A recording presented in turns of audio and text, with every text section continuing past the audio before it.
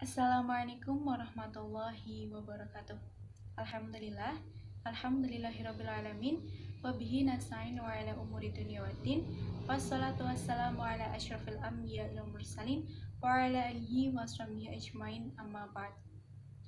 Yang saya hormati Ibu Siti Nurmahyati selaku dosen pengampu mata kuliah praktek public speaking, serta teman-teman yang berbahagia.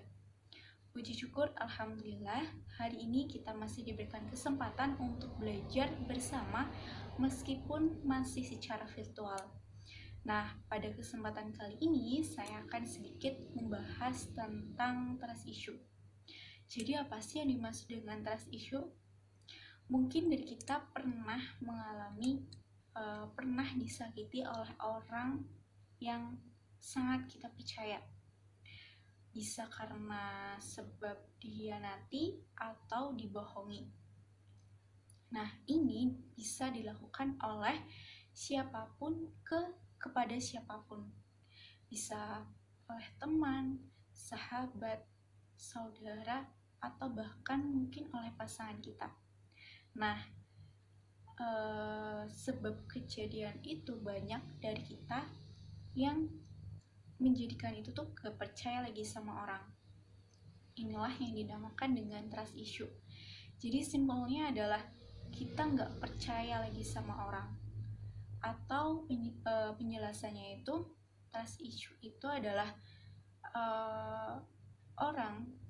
kecenderungan orang yang memiliki pandangan pesimistis terhadap orang lain dan beranggapan bahwa orang itu memiliki niatan buruk kepada kita.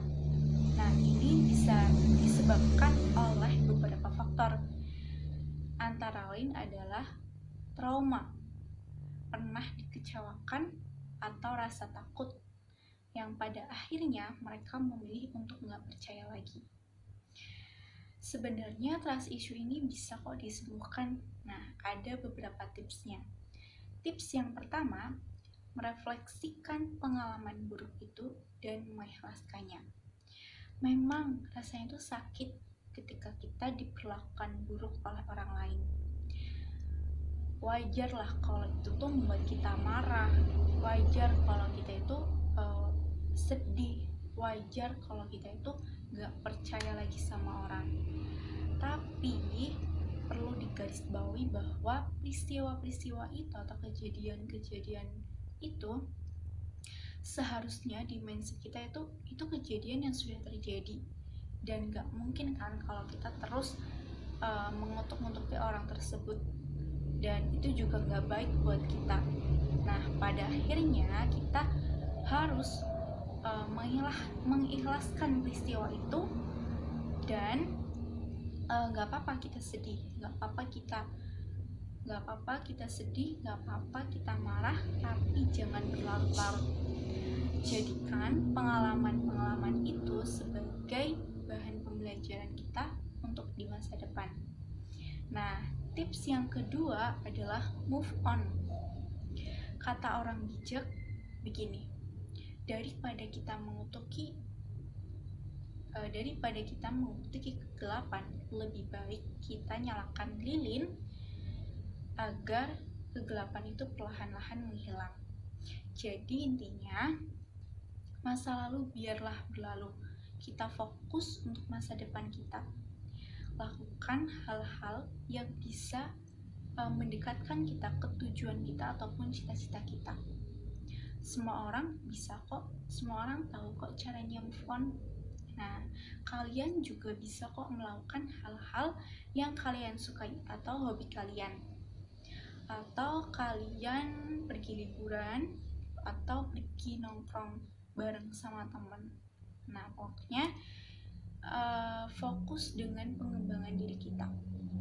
Nah, tips yang ketiga, jadikan pengalaman itu sebagai bahan belajar. Nah, seperti yang tadi udah aku sebutkan, peristiwa atau kejadian-kejadian lalu mungkin kita itu melakukan kesalahan. Bisa karena kita salah mempercayai orang, atau mungkin adanya miskom yang gak kita sadari. Nah, jadi kita mulai perlahan-lahan sedikit demi sedikit perbaiki kesalahan yang kita perbuat. Jadikan itu sebagai sarana untuk kita mengintrospeksi diri dan evaluasi diri. Sambut masa depan dengan excited, fokus prosesnya, menjalani prosesnya, jalani juga hidup kalian sesuai dengan prinsip kalian,